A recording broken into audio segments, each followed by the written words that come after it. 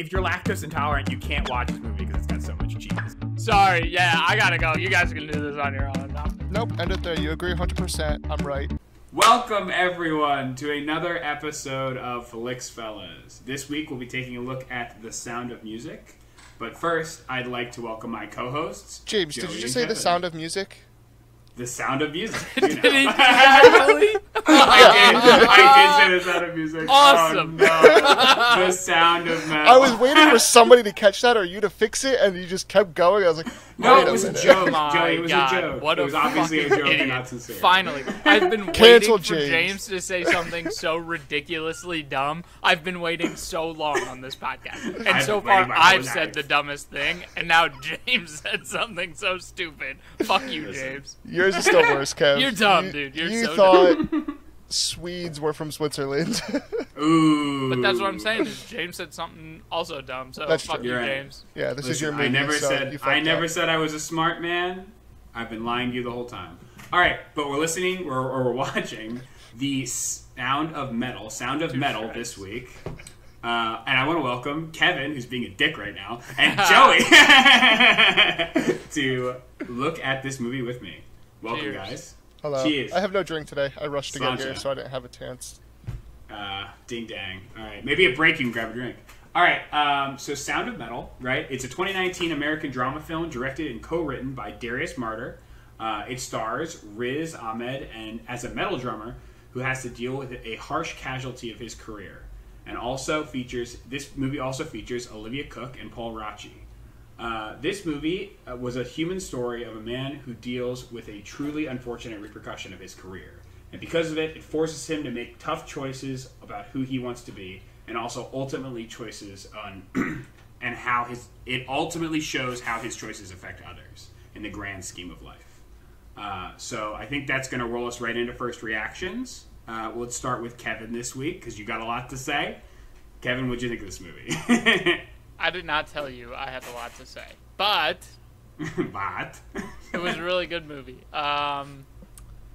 I like Riz Ahmed. I think he's a great actor. I thought the movie was a slow burn for me, but it never lost my attention. So it was just kind of that slow pace. But it was good. It was sad. It was kind of depressing. I was like, oh, this sucks. Poor dude. The dude is just in a shitty situation. But overall, I thought the movie was a really good movie. I'd probably watch it again. I agree. Joe, what'd you So- think? My very first reaction and the first note that I took was that I hate screamo metal rock music. Me So too. I was like, oh god. I didn't really know what this was about going into it, which has been the theme, I feel like, for what we try to do here. And I got instantly Little Miss Sunshine vibes when they were on the road and talking and just having kind of casual conversations and little things. It was a good movie though. It was, like Kevin said, a slow burn, kind of hard to watch. Not necessarily for the right reasons. It was just a little it did kind of lose me at sometimes, and just was hoping things would progress or pick up or something would happen. But it's a very character-driven movie, and I will say this: the one thing I really loved about this movie was that you really were experiencing the whole thing from the perspective of the main character. So when he was experiencing everything, you were experiencing it as well. I don't really know if it's a spoiler, because it's kind of the whole plot of the movie. You can say it. I know. I can say Yeah. it. Okay, he's a metal rock drummer who goes deaf, and as he's going deaf, they kind of make you lose. They don't let you hear the audio perfectly clear. So you kind of feel like you're losing it. And then also when he's learning sign language and stuff, he doesn't. They don't give you captions or subtitles or anything, so you don't really know what anyone's saying. You're in that same experience. So I did like the way that they did that, and kind of made you really. They made you watch the movie through his eyes, kind of. The So- sound editing was incredible, Joe. Oh, it was amazing. Yeah. Yeah. This movie was I an agree. experience. It really was. I felt like you, Joey, kind of to jump right off of what you were saying. It's a very a human experience movie, right? You're kind of you're sitting as his co-pilot as he goes through the entire story. But kind of to get into my first thoughts, I think that this movie was very well done. This is definitely not a super happy movie. You know, it's not a light movie, but this is a thinker. It's a thinker movie, you know? It's one of those movies you sit down and, like, you pay attention the whole time, and it is slow. It's not an action movie. It's not a, like, suspenseful movie. It's just, like, a human struggle movie, you know? And you see the main character as he kind of has to face this adversity in his life and, you know, deal with the repercussions. No pun intended there, because he's a drummer. But the, what's it called? Boo. We all... Listen, the pun was right there. I could not take it. I also just wanted to give a quick shout out because this movie was a recommendation from a loyal listener, Kyle Hall. Thank you very much for recommending this. You know, any other listeners that want us to take a look at something, please feel free to leave a comment. That's how we heard about this movie. And I did really like this movie. I thought it was a very... it made me think very existentially, you know, towards the end, you know, because it got very, like... I feel like a big theme, and I don't really want to get into the specifics because I know we're going to touch on this in the spoiler section, but there's a very clear diverging path at one point in the movie, and I feel like they do a very good job of kind of distilling but what if I did the other thing, you know, in your head. And, like, I feel like that's a super human emotion, you know, because there's so many junctures in your life that you go through, like, no matter how old you are, that you're like, well, what if I did this other thing? You know what I mean? Where would I be today? How would have that affected me? And, like... You know, it's a very interesting take on a hard situation. So, yeah, again, I'm super glad that one of our listeners recommended this and had us watch like an actual good movie. But also, like, we're way out of our league on this one because this movie's like actually a good movie, and we're so used to just watching fucking shitty American movies. Pickle.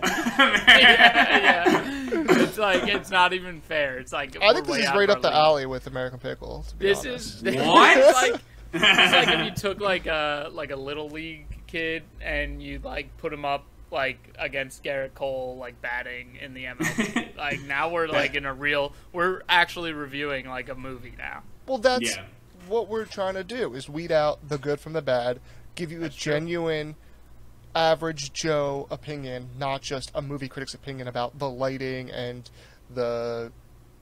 all the stupid bullshit that most people don't really care about. They want to know about the plot. They want to know like what the exciting moments are, why we should watch it, why we shouldn't watch it. Like that's what you're going to get from this episode because no, we're not going to talk about the sound engineering, designing. Like we already said, it was good. Like, I think that's the extent of what we're going to talk about for that. But yeah, we're not sound engineers. Yeah. Although we have a podcast. That's true. But you're going to get an honest opinion about this one and just hear our thoughts. Mm-hmm. So. All right. I think, honestly, I really want to get into this one, and I feel like kind of to get into this one, we kind of have to talk a little bit more about what happens. So I'm very cool with pumping this one into the spoiler section, unless you guys have anything else before we go. Send it, James. Sending it. Well, thank you. Thank you, everyone, for listening to First Reactions. We'll see you all when we come back from the break. Here's a word from our sponsor. And we're back. Thank you, sponsor, for, giving us 1 cent every day. Yeah, 20 cents. We appreciate it. It's 20 cents I didn't have before. So, at guys, some at point, this rate, we might be able to withdraw. we might be able to, buy a movie on demand by the end of the year. Dogecoin. 1 Dogecoin. We could do it, guys. Maybe.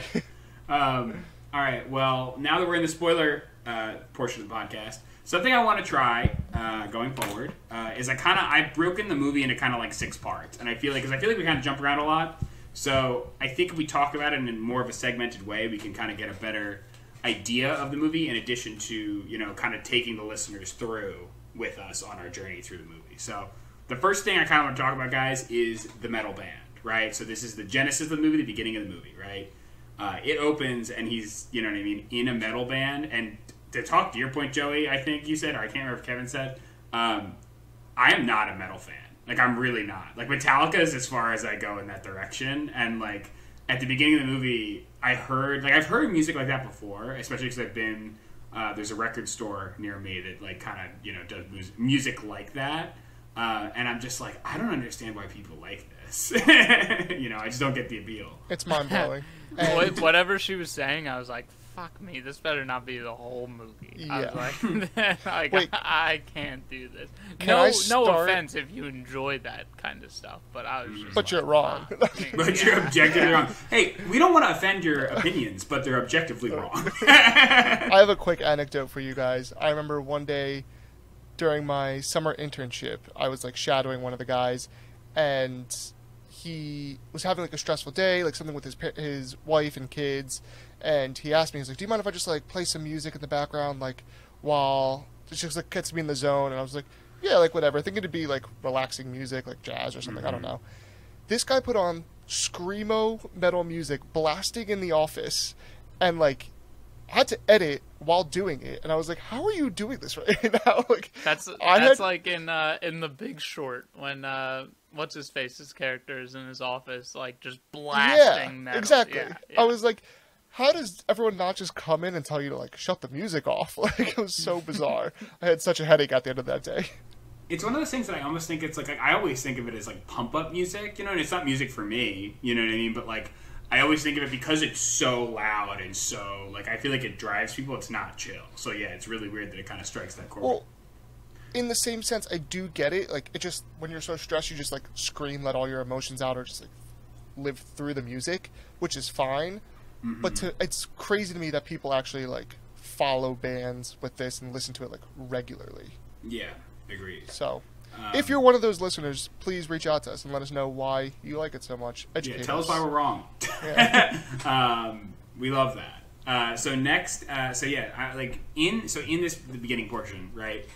They take you through the main character Ruben, his kind of daily routine, right? Like after the first show, he shows you what life is like, you know, in the recording studio, like what his morning routine is. He's living in like his significant other is the main singer of the band, you know what I mean? Or I think it's just like a two-person band. It's a duo, yeah. It's a duo.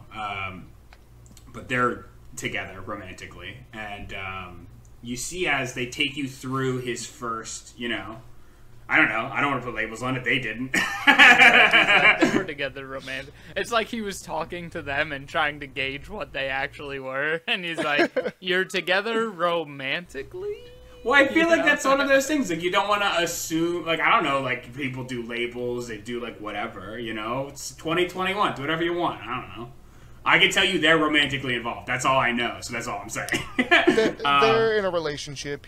They say multiple times that they love each other and that they're each other's reason for life and all that stuff. So they're in a relationship. True. They're monogamous, as far as we can tell. So true. But yeah, I think that in the beginning of this movie, it does a really good job of kind of like establishing his base, right? Like this is like his normal day. He's a drummer in a metal band, and he's good, you know. And he's a very good. Like they have a following. They do recording. Like they record albums. They're on tour, and they have people that like fought. Like I remember them going on the website later in the movie and like, oh, they actually do really have a following. But as you see his hearing start to deteriorate in this beginning portion of the movie, I think they do a really good job of going through his routine again, but then showing him like how it affects it, I feel like it affects him pretty drastically, like originally, and then it kind of like it's like he gets hit with like 40% of the problem all at once, and he's like whoa, and then it's like kind of like it's like trying to hold sand in your hands, where it's like every time he tries to come back, he's like losing more and more and more. Can I stop you for a second? Yeah, go Did ahead. you say that this is based on a true story? No. You said they have a following on the website, so I thought you were... No. I'm saying like in that world, like the band had a following. Oh, okay. I thought you meant I mean, you found the real band and... I was gonna say it's a massive loss of identity. So like any one of us, you know, would react that way to losing your identity, right? Like that is like everything to him is the drums and Lulu. Like that is everything. And like and obviously like he had his past like as an addict, and all of a sudden you lose everything. You know, the one thing that gives you purpose. Yeah, right, or like not the one thing, but like one of the major things. Right, and without your control, you know, and that was like really well done when like the sound. He's just like getting ready for the show, and they're about to go to sound check, and like there's a note of good sound editing is like you just hear the sound just kind of drop out, and whatever they did, like covered the mic, whatever they did to get that effect, like it almost sounded like they put it in a bucket. But it was so good. It was so good. Yeah, and you were like, oh shit, like this guy is fucked.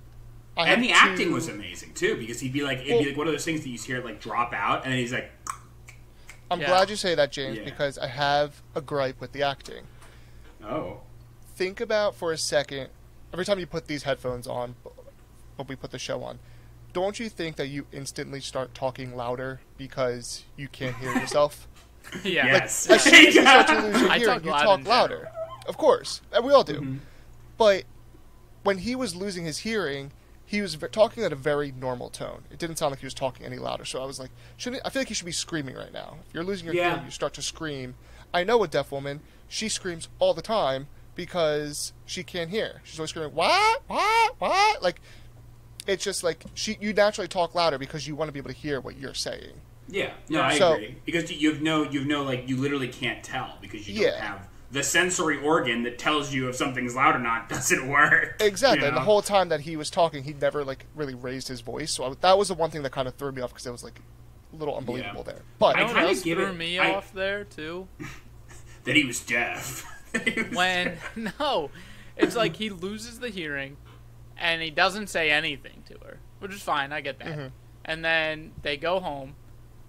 They don't say, like, literally he wouldn't have been able to have a conversation with her. So that means that they didn't speak at all on the way back to their little Airstream. And then he woke up the next morning, went to the doctor, came home, then they played another show. So you're telling me they didn't talk at all for 24 hours? Like in What they were doing the writing thing. They were doing but that was before she knew. That was before she knew. Well, it's because he didn't lose it completely. Like before he went to the doctor where he got it like evaluated and he's like, hey, you have 20% in your right ear and like 17% in your left ear. Like he was like declining, you know what I mean? And that's like, you know, so you can still hear, but it just sounds like super muted. It sounds like you have ear like whatever it's called, the headphones, earplugs. Yeah. No. Can Go ahead. Real quick, the person I was talking about is not deaf. She's just hard of hearing, and I don't want people to think I was making fun of her. Just want to clear that up back. She's a wonderful woman. She is a wonderful woman. Second of all, I had another point that I want to say. Do you guys think you'd prefer to be born deaf or to lose your hearing midlife? I don't know. In later born deaf. I feel like there's no other answer. It's born. What are you talking about? I disagree. No, it's not born deaf. No, because then you can because he knows how to talk. Like, can you imagine and again, people do it and people overcome these crazy I was not born deaf. I'm very fortunate and I'm very thankful. People overcome this all the time, but I can't even imagine. You know what I mean? You're trying to teach somebody how to talk and you're trying to learn how to talk, but you don't understand the way the sound works. But you're already used to a lifestyle, so you don't want to lose that. So psychologically, I think it'd be harder. Hold on. Let me get my point across, Joe. Okay, Joey, shut your fucking mouth. Okay. So what if you had worked your whole life and now you have $100 million to your name, and then you just lose it? It's gone. About? That's it. That's gone. You lost your $100 million. Okay.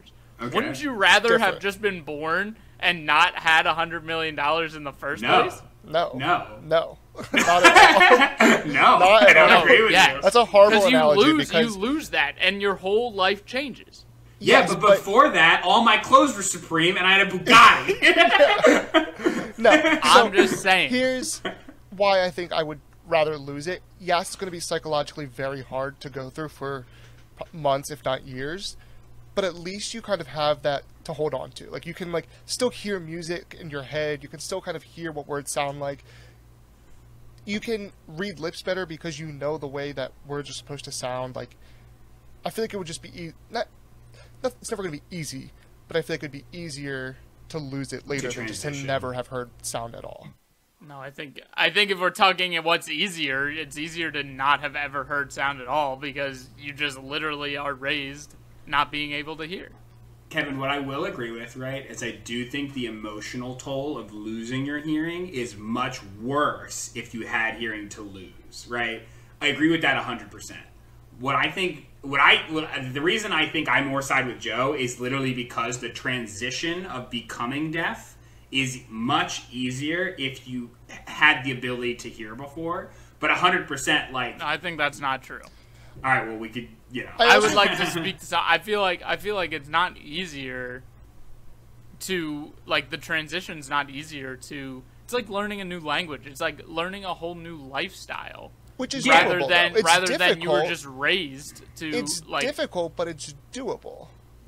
And like you right, still get to right. enjoy. But I'm saying like, it's if you're talking what's easier, it's easier to just have been raised deaf than to lose your hearing. No, So because the rest of the I- world. Hold on, I want to one point. Go The ahead. rest of the world Yeah. doesn't know how to do sign language. So if I know how to speak and I'm raised to know how to speak, and then I lose my hearing, at least I can still speak to people and they can hear me, and not have to like teach everybody I want to talk to sign language. If you're born deaf, you don't know how to talk proper words because you've never heard them.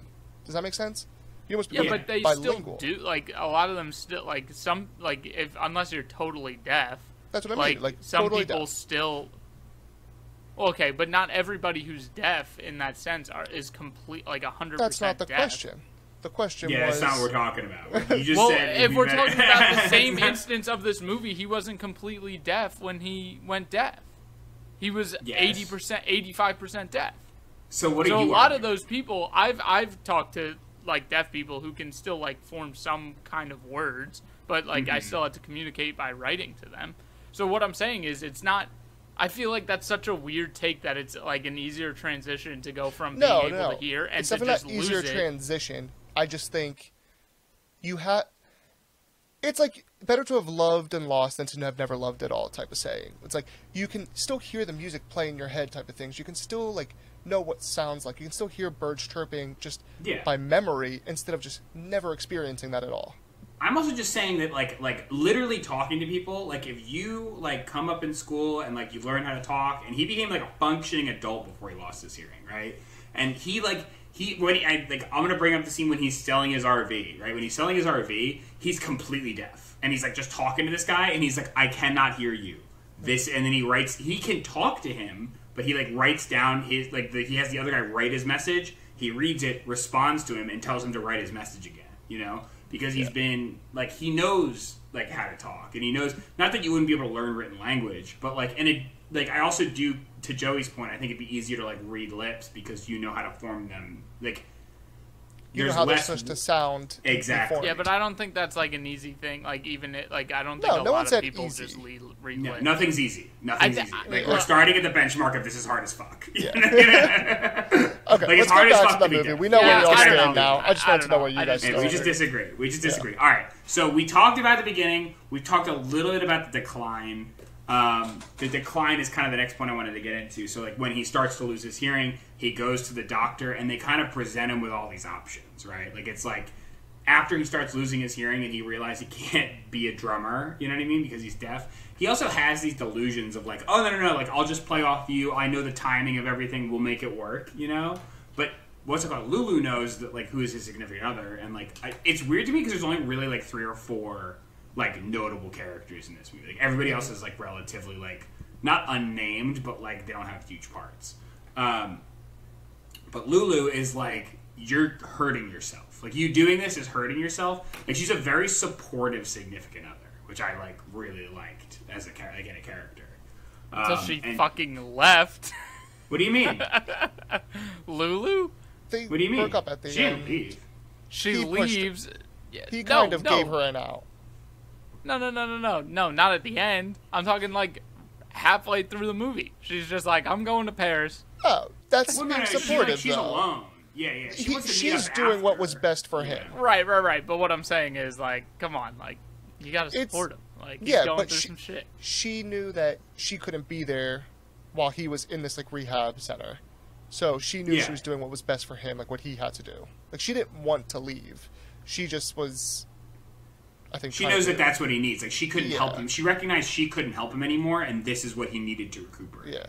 Also, talk about a transformation from before she left to after she came back. Oh my gosh, crazy! I didn't definitely want to get into recognize that. her as an actress before until she was like like in Paris, and I was like, oh shit, I've seen her in a lot. Yeah, of she was in Ready Player One. Were they in Paris? I don't think they were Paris. They were in Paris, yeah. They Or were they were in in Paris. France. They were in France. I don't know if it was Paris. I know they were in France. I knew they were speaking.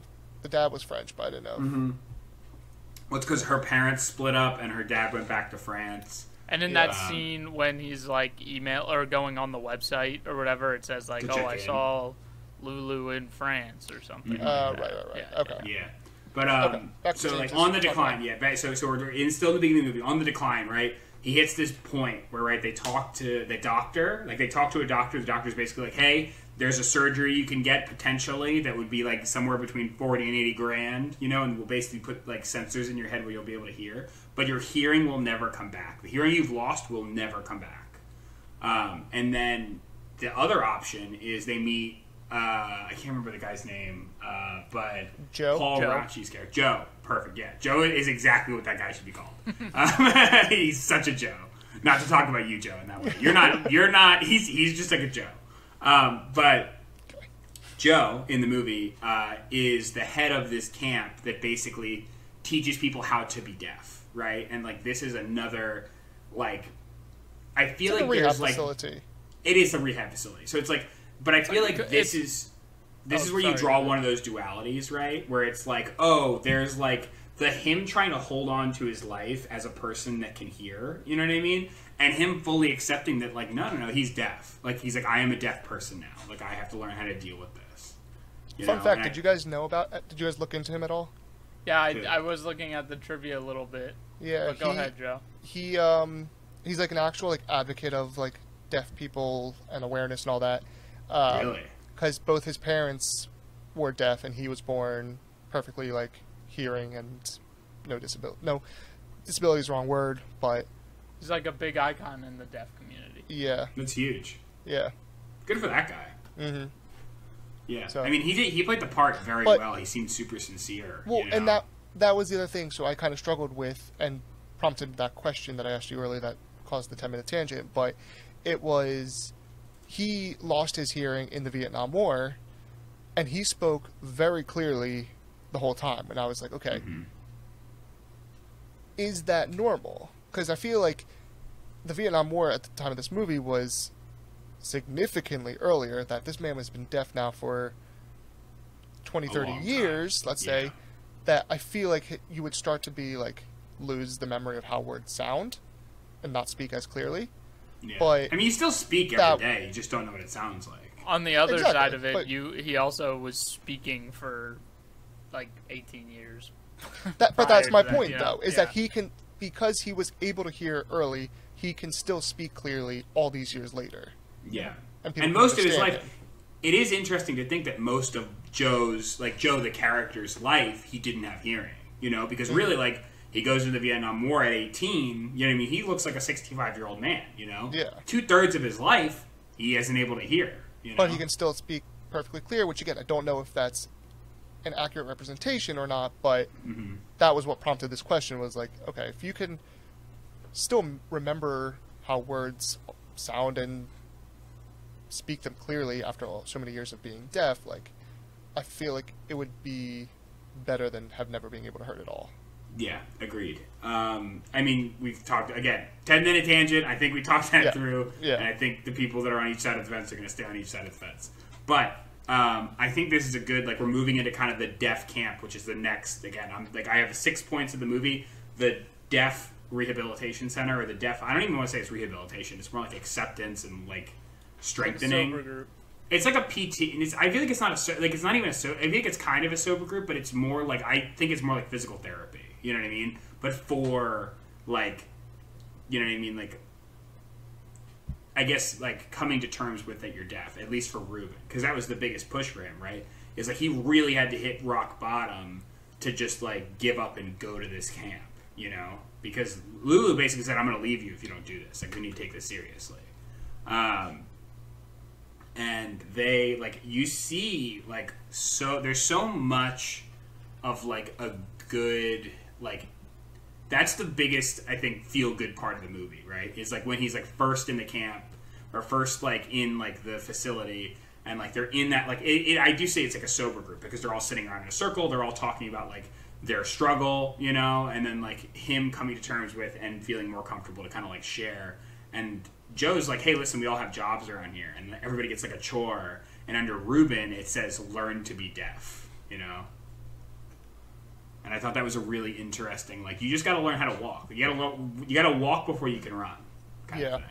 Can we talk about this facility for a minute, because there were a couple things that like blew my mind that I just never like thought about, especially like that dinner scene where the first time like they're all signing to each other across the table next to each other, like talking but not talking, like blew my mind. And I loved how they didn't give us subtitles for that section, because he obviously didn't know how to sign yet, so he didn't know what they were saying. So like, that was the point I was making in the first section, where because he didn't know how to sign and they're only signing in this scene, they don't tell us what they're saying because they want us to like experience that feeling of being left out. Yeah. It's like crazy how there was no sound, but like the conversation seemed so loud, you know, because there was so much going on. Yeah. And like obviously like they're banging the table to like get people's attention and stuff, but like just like people just signing at each other, you know, like it just felt it was loud. Overwhelming for you, just like it would probably be for someone to like just miraculously gain hearing and then go to a dinner and it's like people just talking all over each other. So yeah, that was interesting. It's like sitting at an Italian family Sunday dinner and watching it on mute because they're all just talking with their hands. You can tell it's loud. You know there's sound there, but and there's so much communication just back and forth, and you feel like, I do like, Joe, that they commit to like, when he doesn't know how to sign, you don't know what they're saying. You know? And then like later in the movie they give you the subtitles, so I'll let you know what they're saying. Once he learns how to do it, Exactly. Like they really do commit to that experience of like, oh, like you really do start at ground zero. And I want to say, so like, story, and this is a James kind of fucked up story. So I was watching the movie, right, and I have these headphones, right, that like connect to my computer via Bluetooth. And I think I like either went to the bathroom or I like for some reason I put them down for a second and I left for a second. I came back, reconnected them. They never connected to my computer again.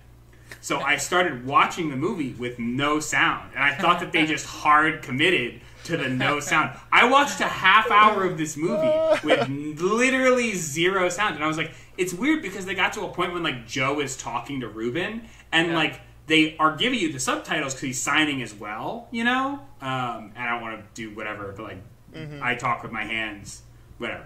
But I was like, it's weird that they don't, like, they're not, like, having his voice in there, too. And then, like, I, like, checked my headphones, I'm like, oh, my headphones aren't on. And then I had to go, like, rewatch a half hour of the fucking movie. But honestly, it really does further commit to the, you don't, like, I didn't hear, like, once he got, so I basically stopped once he got to the deaf facility, right? And, like, it really did immerse me. Like, I was like, wow, they're really hard committing on this no sound thing. But I did rewatch it, and I thought it was nice to see the progression. You know, like, you kind of, like, you hear, like, the teacher talking, and you hear Joe talking, but they talk as they sign, which I think is a really interesting thing, too, is, like, because I knew a friend that, like, he taught at a deaf school, and whenever he signed, he also talked. But I don't know if he talked just because I was also there, or like he just does that. You know, like I don't know if people that like know how to sign and talk as they're signing, because then you can communicate to more people. I don't know, but I thought that was interesting because I feel like that's what Joe did every single time. Is he would always talk through his signing.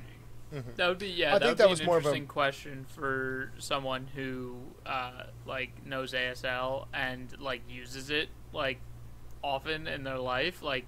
I feel like if I had learned, like, that would be something I would do, is, like, speak, because that's what, like, I know, but I'm signing at the same time, you know? So, I used to be, like, really close with this family whose son was deaf, and they had a interpreter there who was also his teacher, so, like, she would talk to him through ASL, but as she would do it, would also, like, mouth the words and, like, kind of say it, but not, like, speak it loudly. And I think it's just a way for them to kind of, like, keep track of, like, what they're saying. Does that make sense? Like, as you're reading, like, some people, like, when I read, for example, like, I'll mouth the words with it just, like, out of, like, habit. but I think it's just kind of like a way to like keep track of like what you're actually Because you don't know how to doing. read, so you're like, you got Exactly. your finger on the book, and you're And I like scroll sounding through out each word. The duck Yeah. may swim on the lake, but my Some- daddy owns the lake. Yeah, and this also like kind of led like, yeah, that's really interesting. I would be interesting if anyone listening like does like knows how to sign, or is the proper term ASL the actual ASL is signing American Sign Language. Yeah. Okay, cool. If anyone knows how to, like ASL or has experience with that, please leave us a comment. I just want to know. You know, I'd love to talk to somebody that just like knows how that works. So I feel like it's such like it's a very unique struggle, but it's also a very universal struggle where like there's like tons of people that are deaf and like people deal with this every single day. Yeah. I thought so my first reaction was that they were doing that because it's a movie and people don't know ASL and they want to like just make it easier for them to understand. But at the same time, that conflicts as to what they were doing before, where they were not giving you the subtitles and they were taking away the sound. So I was like, maybe they were just doing that because that's actually how they talk. Maybe they were doing it because of easier for the people. I like to think that's authentic how they do it. Yeah, agreed. And like again, like I can just I have literally that one experience of like I have one friend and I went to go visit him at work and he was signing but also speaking, and I remember that was like I'm like, oh, that's so interesting that like and he was like helping me communicate as well because I don't know ASL. Yeah. And it was interesting. I also think it would be like it's such a like that's such a talent too, like being able to talk and also sign, because like you're literally speaking two languages at once, and like Yeah, I don't even know if I'd be able to do that. But okay, I think this also brings us into the next portion I labeled Phoenix, because I feel like it's a very like he kind of like has to hit his rock bottom to like, or like what he thinks is his rock bottom, right? Like he like So artistic of you, James. I was It gonna is. say, It was like very- how he it's like very- chapter titled all the. I did, because I feel like it's easier to talk about, and it kind of keeps us in the flow. But like, I kind of like, and it's just like my like how I felt about it. But I feel like this is very like you see like the old Ruben kind of dies off, and like there's a new he becomes a new person. You know what I mean? He gets involved at the school. He becomes like a teaching aide, or he also like he volunteers and helps people. You know what I mean? Like he gives somebody a tattoo, and he like really connects, and he like gets involved. He's at like I loved the scene where he's at like the sign language class, and they're like speed doing the alphabet against somebody else. Like I love that because it's very in line with his character. But also, like, you see him appeal to this more, like, oh, I'm invested in the people around me, which he wasn't before. I'll say this, the character arc in this movie was fucking fantastic, because I genuinely, at the end of the movie, was like, holy shit, this is the same character. He's losing it. We lost Yeah, you for a we lost. second. We I just think lost you my again. power either might be going out, or I don't Yeah, know. we have a storm right now. Yeah. So, let's try and hurry this up. Some technical difficulties for the Flix fellas. Joe might just disappear out of nowhere, as Yes, well as me. but Rest in peace, We'll keep going, we'll keep going. I'll say do it this, myself. the Yeah. character, except for James, but the character arc in this movie was incredible, because at the end of the movie I was like, holy shit, this is the same character as the beginning, who was all neurotic and spastic and crazy, like very all over the place. I agree with Joe. I think this is a great section of the movie, and the character arcs are fantastic because it does, like, it really is a character's journey. And you have his character's journey, Ruben's, obviously. It's that's the plot of the story. But then in the background, you, like, what's going on with Lulu in Paris, which comes to resolve at the end, which we'll talk about. But she's also going through a character journey, and like it's very real. Like the movie's very real in like how people grow, and like how he's finding something somewhere else. So yeah, I agree, Joe. I think the character development and the character arcs are fantastic. Oh yeah, I was just saying how there was no like major moment where he's now this good guy and like changed everything and he's come to acceptance. Like he is struggling the whole time with his reality and his new normal. Yeah, I agree. It's definitely one of those things that like he's kind of like you see as at the beginning of the movie you feel like he's falling, and then he kind of like as he kind of accepts that he's deaf and like builds upon that, he makes a new normal. and like that he becomes comfortable and becomes like is able to build on that, because Ruben is not a character that is beaten down and gives up. Like that's the one thing in the entire movie, he never gives up. He always feels like he can persevere, and you really get to see that in kind of how the movie progresses. But I did want to ask the question, right, just to, before we kind of get out of this zone, because I feel like there's a lot to talk about at the end of this movie too, is the task that Joe gives Ruben, right, is he sees Ruben and he like wants to fix things, he wants to be involved, and he's like, Ruben, I want you to do this thing. I want you to sit in a room by yourself and write at 5:30 in the morning for an hour every single day. What do you guys? He wants him to sit in silence, Sit like still. sit, do nothing, Silence. and then Yeah. once he can't do nothing, to just write. Yes, So that's true. I had this was another mind-blowing moment I had, was when he was in that room and he's going crazy and he's beating the walls and punching everything and making all this noise. He smashed a donut. Yeah, my first reaction was like, holy shit, he's going to wake everybody up. It's 5:30. And then I was like, oh no, they can't hear him. I was like, no. damn, that looked like a good donut that he just fucking ruined. Yeah, I was mad about like, the donut. That looked like an apple cinnamon donut, like super fresh. Ugh, Yeah. love that shit. But Krispy Kreme, maybe. Mm-hmm. yeah, I think that's all good development. Like, I don't know. I thought that was, like, his acting was just so good. Like, Yeah, Riz the acting in this Ahmed movie was is amazing. just- yeah. Yeah. Mm-hmm. Yeah, even Yeah, my, what's I the honestly next think chapter, James? the next chapter. Yeah, next what you chapter name it? is surgery. Okay, this so is, yeah, you go all the way back. Okay, so you go all the way through, past him like working in the school and working. No, with because kids. that's all Phoenix. So right, so it was Yeah. because there's Deaf Camp, right, or Deaf Campground, Phoenix, and then surgery. So it's Right. like after he becomes like he has this light of like, oh, like I do really like this, I'm really good at this. He sees like, oh, I have an opportunity, I can make 40 grand, I can get this surgery. You know what I mean? And Yeah. Joe has a conversation with him that's basically like, hey, listen, people around here care about you. Like you mean something to people around here. I just want to let you know that if you want to stay here and make this your life, we want to have you. You know? Yeah.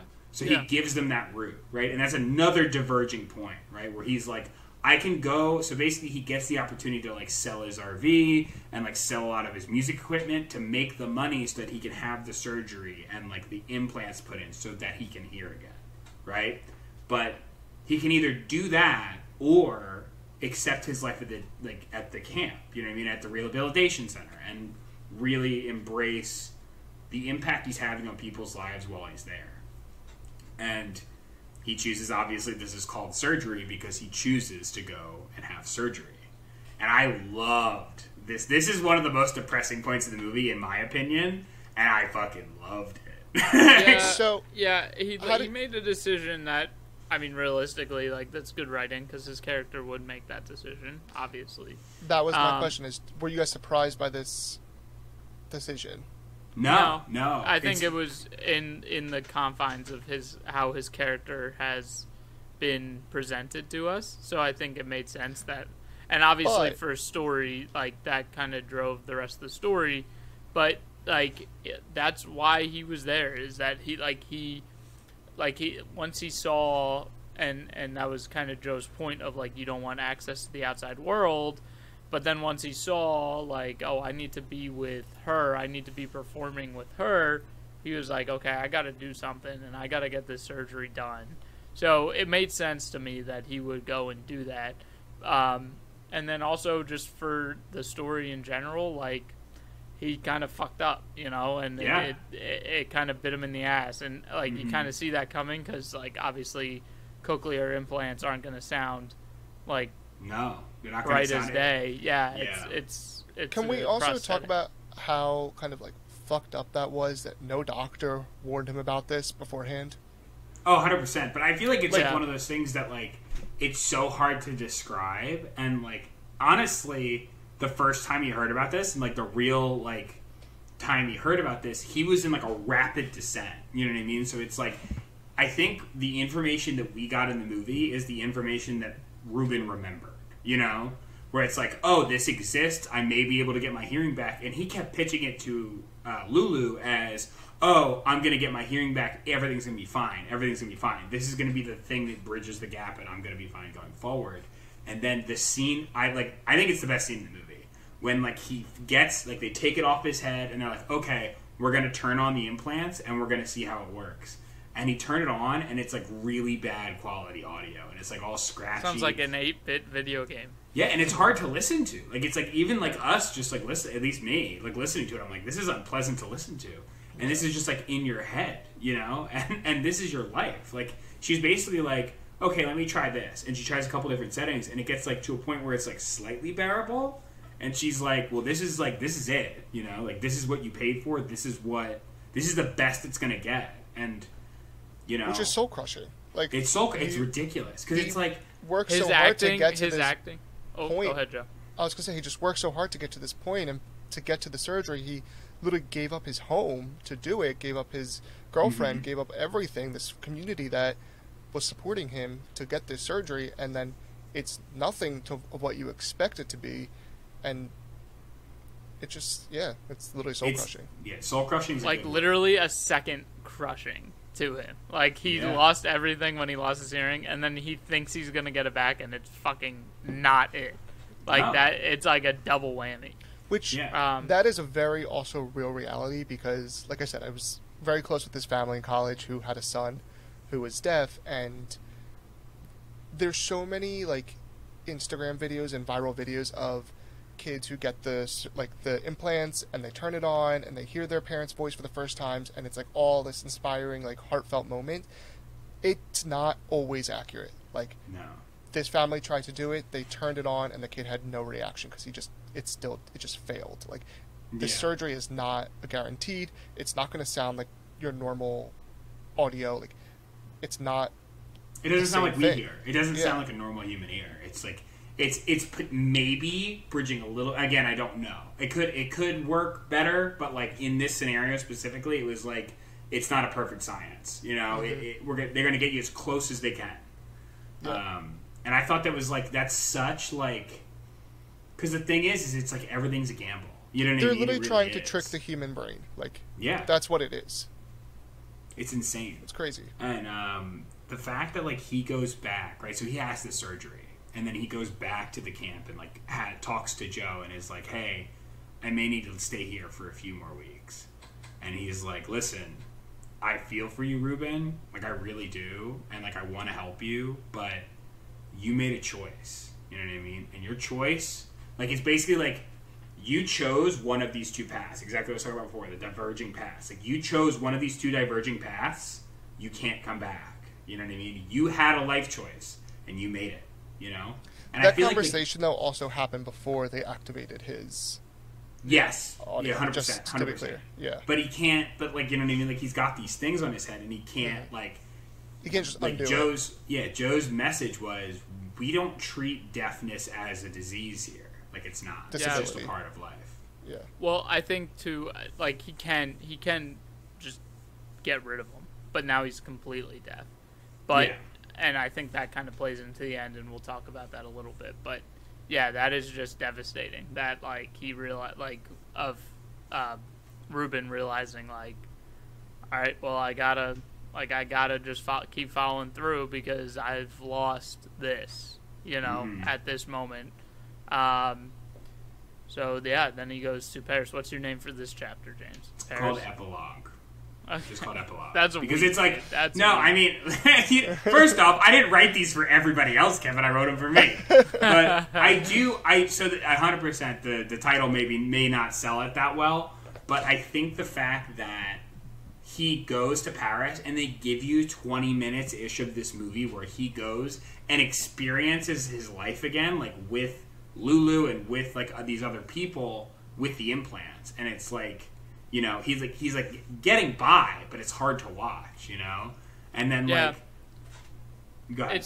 It's done like really well because I mean, like I said before, both Ruben and Lulu went on different life journeys in that like time frame, whatever that time frame was, and they're different. They came out as different people on the other side of it, and you really like the way they frame these scenes and the way they put it together, like you can really tell and you can feel it while you're watching the movie is like they've both grown, not in a bad way, and it's not like I was half expecting Lulu to walk in with another man, like something cheap like that, but they didn't do that. They just showed that these two people have just grown into different people. They've grown into different people, and what they represent to each other is a reality that just can't exist anymore.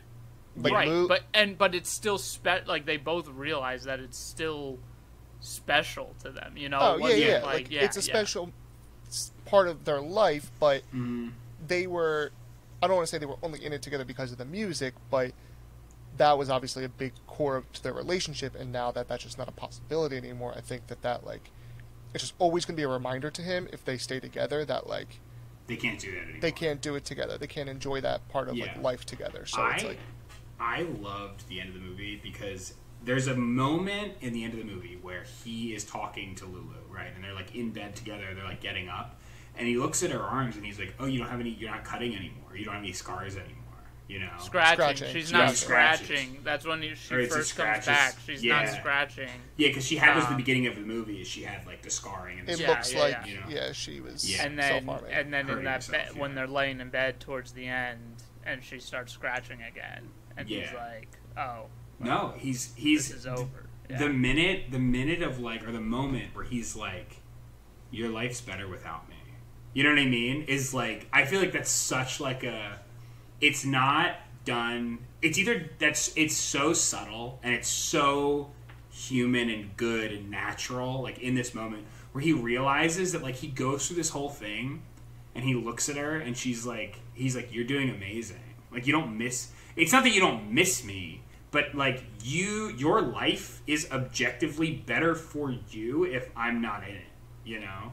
Well, like, she found her like. She found that when they left. You know, I don't know if it was necessarily a fault to him. No, I don't think it's a fault to him at all. It's just obviously he helped her when she was in a bad spot. Yeah, from what they tell you, and he never took anything from her. It's the fact that like it's almost not even his fault, right? It's just when you put them together, it creates a formula or like a reality where her net position in life is worse than if he's not there. So can I play onto that? What I think happened was when Ruben and Lou's dad are talking in the kitchen at one point. He says, "I lost my daughter twice. The first was when we got divorced. The mother left him. And then the second was when the mom committed suicide." Yeah. So I think that was what drew her away from the dad and back to, or not back to, but to Ruben, and like attracted her to that kind of lifestyle of traveling and sporadicness and craziness.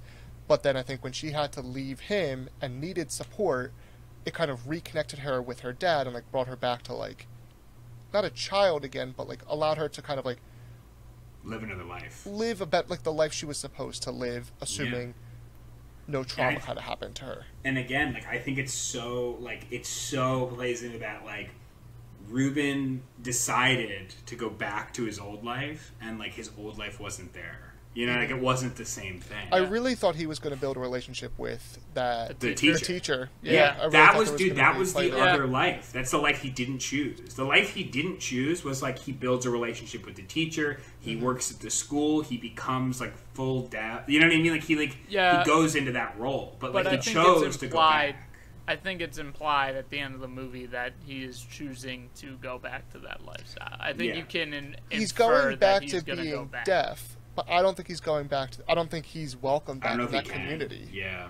No, I feel like if he went back, they would accept him. If he didn't have, I don't think they bridge that gap. I think that like they. I think they just leave it up to you. It's artistic interpretation at the end, if you want to think. But what I saw was a sad man at the end and like hopeless. That I don't even think it's hopeless. At the end, I didn't think he was hopeless at all. I think it's I don't think it was acceptance. I think he was accepting. I think it was it was finally that moment of stillness that Joe was talking about. He's like, when you can sit still and just be present in the silence, that's the kingdom of God. I think he said was the exact quote. Like, I think that's what he accepted, but I don't think it was like I'm okay with this. I think it was just it feel felt like it was like that he was just in okay with it. despair. Because I'm, I like, think this hopeless. whole Like, movie I just think is hopeless. just like, I think this whole movie is just like a big, you know, the 5 steps of grief, right? Yeah.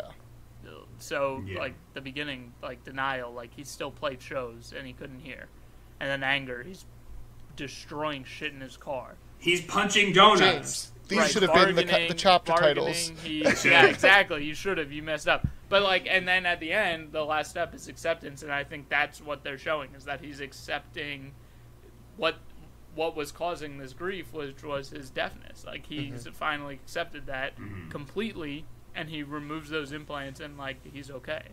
Yeah. That's just Yes, how I do think he accepted it, but I don't think he would. I didn't feel happiness from it. That I was like, he could move on with his life, or that he would go I don't back think it's to this community. Like when I saw Yeah. him in with the kids as like teaching moment, like playing the drums on the slide and in the classroom, like that to me was the happiest we saw him in the whole movie. And I think when Joe kicked him out, that was like a goodbye. Like you made your bed. This is the path you chose. Yeah. And I don't think that there is. To me, there's not the interpretation that he can just go back now by saying he Yeah. learned his lesson. He's not the prodigal son. There's no prodigal son type of like. No, there's no prodigal son message here. story. Yeah. I do think that they do a good job of leaving it open, right? Like they leave it at the end of the movie. He's just like you kind of see him like exhale, understand, and then they cut it. You know, and it's like he does accept it, that he's deaf. You know what I mean? I do think that they get that across, but I don't know if like you know what I mean. I like that this movie isn't necessarily a happy ending.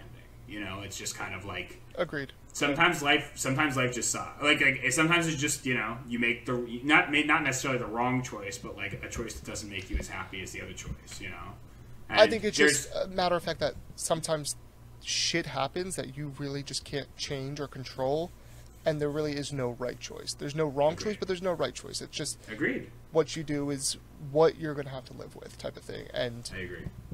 it's not even just make the best of it, but it's just get Live that through day life. by day now. Yeah. Yeah. Agreed. All right, So- so that takes us through epilogue, and I think that brings us to everyone's ratings. So, any final thoughts before we get to click or keep scrolling? So, can I just make Yeah. a suggestion? I think I know what we're all going to say for this one. Mm-hmm. Can we specify? You know what? Let's. The type of movie that this is, the audience that it's for, and the time Mm-hmm. to watch it. Because I think we all know what we're going to say. But Yeah, agreed. I click. if you're play. going to say that, yes, I click play as well. Kev, do you click play? I'm clicking play. Okay, so let's talk about now. I think Easy. what's the right time and headspace to watch this movie in. This is like you watch it, like obviously I think a lot of people it's like a watch once movie. Like I'd watch it again with someone who hadn't seen it. Like I'd watch it with Jewel if she wanted to watch it. But yeah, I think it's like a watch once, and it's just one of those movies that's like a really good show of like editing and sound design and like stuff like that, and it's got this good story to it. But, you know, it's not something that's got, like, a ton of rewatch value, I don't think, you know? So, No. I think this is, like, a good, like, film that you should go watch if you're, a film enthusiast, like, you like movies. It's a very like, stylistic movie too. Yeah, watch this movie. If you get bored with movies that are more stylistic and more, like, just story-driven, you know, like, you might not like vibe with this movie. I don't know what you guys think. Yeah, no, I agree that this is a movie you have to like pay attention to. It's more of an experiential movie where it's kind of experimental on the side that it's not like it is a narrative film. It's all, but I don't think it's a type of movie you're going to want to watch like on a sunny day. Like I feel like it's like a rainy No, I Sunday agree. I evening agree. type It's of good movie. for Like, today. It was like storming outside. Yeah. No, Movie. it's a movie. Again, I want to stress that like this isn't a happy movie, right? It's experiential's good. It's you're taking a ride of someone that has a very unfortunate thing happen to them, and then their struggles along with it and what they do with their life. And it's not a happy ever after, you know. It's you make your decisions and it affects your life, and it not only affects your life, but it affects the people around you in a positive and a negative way. Did either of you guys do the Wonder Spaces attraction in Philly? No. It's this like interactive art exhibit, and there's one VR section where it's all about being blind, and it's just, like, you're sitting in a park as a blind man, and like you just see like little bits of lights here and there. It's actually really cool. It's in Wonder Spaces in Philly. If anyone is local and in the area, I would maybe consider checking it out. It's like $25, and there's like 11 different exhibits. Kill 2 hours, but That's cool. yeah. Little Very shout cool. out to Wonder Spaces if they want to sponsor us. Love them. Yeah. Haven't seen it yet. Excited Free to go tickets, see it. whatever. Yeah. No, that's Before awesome. we get into James's dating advice, do you guys want to guess the Metascore again? Ooh, 82. James? 72. Joe, did you look it up? No, am I that It's good? an 82, yeah. Whoa! I saw it yesterday. Or 2 days Ah, ago. you bitch. Wow, you fucking lame-o. I saw it by I accident. will I was looking say, at trivia. I will say, to Kevin's point, this is definitely a film. Like, this is a cinematic, very well done film. I would be surprised if this wasn't nominated for some kind of Oscar. It was. Yeah. It won 2 It was, Oscars. Oh, was it won it? 2. Mhm. Yeah. Late Yeah. to the party. It was up for Best Picture, too, I think. It was. I don't think it won, though.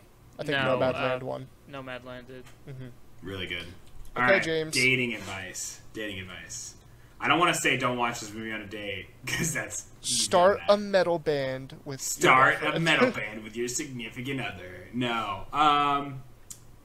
Actually, music is a great way to bond. And just because, like, listen, so, like, me and my significant other don't necessarily have the same music tastes. We like similar bands, but, like, she is a very stylistic, and, like, her taste of music is way cooler than my taste of music. My taste of music is basic as fuck. But embracing... you love AJR. Cannot say enough good things about AJR. But I think that along the lines, musically, whatever, having someone that challenges you to see other things that you wouldn't necessarily see, or experience things that you would necessarily experience, only can help you grow as a person. So maybe looking for that in, somebody that you're dating is a huge positive. Boom. I think that's good dating advice. Even though I just said it. Pat myself on the back. Good job, All right. James. Thanks, guys. No fight All on right. this one. Sounds good. Well, we're all kick and play. That was a great movie. Definitely go check it out. Again, thank you, Kyle Hall, for giving us the recommendation. Quality movie. And we'll see you guys next time. Please feel free to leave us a comment down below. Let us know what you want to see. Smash that subscribe button. Smash that subscribe button. I have my own personal subscriber goal. I would love to see us hit it. So I want us to, if you enjoyed the content, please click the subscribe button, leave us a like. Go find us on Instagram, Flix_fellas.